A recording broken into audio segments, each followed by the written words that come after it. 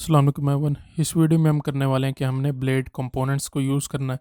तो सबसे पहले आप लारावेल डॉक्यूमेंटेशन पे आएंगे, द बेसिक पे आएंगे, ब्लेड टेम्पलेट्स पे क्लिक करेंगे और यहाँ नीचे आके आपने कंपोनेंट्स पे क्लिक कर देना है। ठीक है, तो यहाँ पे आके आपको इसकी सारी डॉक्यूमेंटेशन मिल जाएगी। इसके बारे में जो भी आप पढ़ना चाहते हैं आप यहीं से ही पढ़ सकते हैं। जो मेरा काम है वो ये है कि आपको मैं बहुत आसान तरीके से करके इसको समझाता हूँ। तो जैसे हमने लेआउट्स यूज़ किया था ना, कि जब हमने ये क्रिएट किया था तो हमने नैव बार का एक अलग से पेज क्रिएट किया था app.blade.php। उसके अंदर जो है, जो ये नीचे जितने भी हैं ये सारे हम लेके आते थे, इनका हमने लेआउट अलग से क्रिएट किया हुआ था। कंपोनेंट भी इसी तरह से ही है, लेकिन उसके अंदर हम एक फीचर मिलता है कि हम उसमें प्रॉप पास कर सकते हैं, यानी कि जो डाटा अगर हम अलग से किसी कंपोनेंट में दिया तो हम वहाँ पे भेज सकते हैं। अपने कोड पे आएंगे, यहाँ पे आके आपने सबसे पहले हमने कंपोनेंट क्रिएट करना है, तो उसकी कमांड ये है php कंपोनेंट। आगे आप कंपोनेंट का नाम देंगे, मैं अपने केस में रख लेता हूँ प्रोफाइल। ठीक है, ये क्रिएट हो गया। अब हमारे पास दो फाइल्स बन के आई होंगी, दो फोल्डर्स आए होंगे।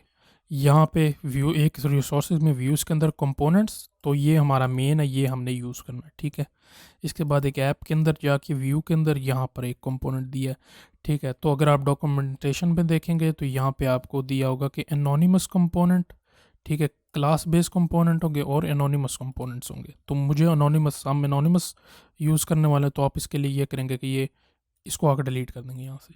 ठीक है, बस सिंपल से ये करना है आपने। अब हमारा एनोनिमस कंपोनेंट बन गया। अब आपने ये करना है कि जो हमारा पोस्ट के अंदर यहाँ पे हमने ये सारा लिखा हुआ था, ठीक है, फॉर ईच लूप चलता था तब हमारे लिए ये सारे ये बन के आते थे। ठीक है, तो अब आपने ये करना है कि इसको यहाँ से कट कर लेना है, यहाँ डिवीजन टू डिवीजन। ठीक है, फॉर ईच लूप छोड़ देंगे। आपने प्रोफाइल के ब्लेड टेम्पलेट में आना और यहाँ पे आके इसको सेव कर देना।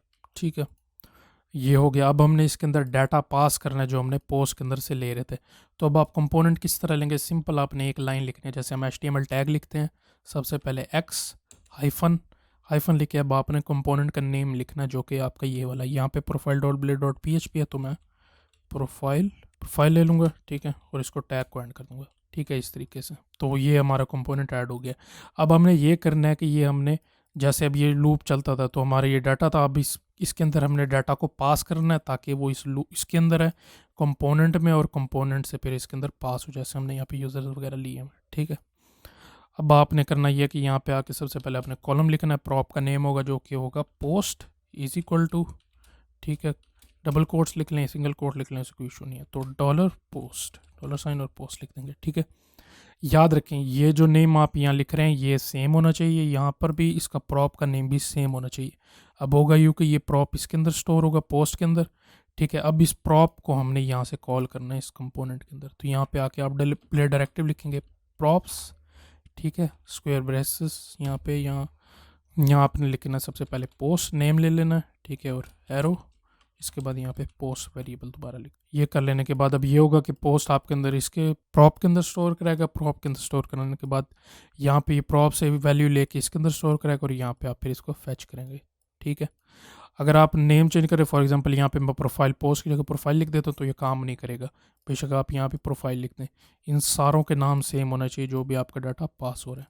ठीक है, अगर आपने और डाटा पास करना है तो यहाँ पे आके कॉमा डाल के एक और भी ले सकते हैं अगर आपकी ज़्यादा प्रॉप्स है तो। अब आके इसको टेस्ट करते हैं, यहाँ पे आगे इसको मैं सिंपल रिफ्रेश करूँगा तो ये काम कर रहा है। ठीक है, इसी पेज के ऊपर ऐड किया था मैं, जहाँ आके अगर मैं अपने यूज़र नेम पे क्लिक करता हूँ तो यूज़र नेम के ऊपर भी हमने इसको लेना है।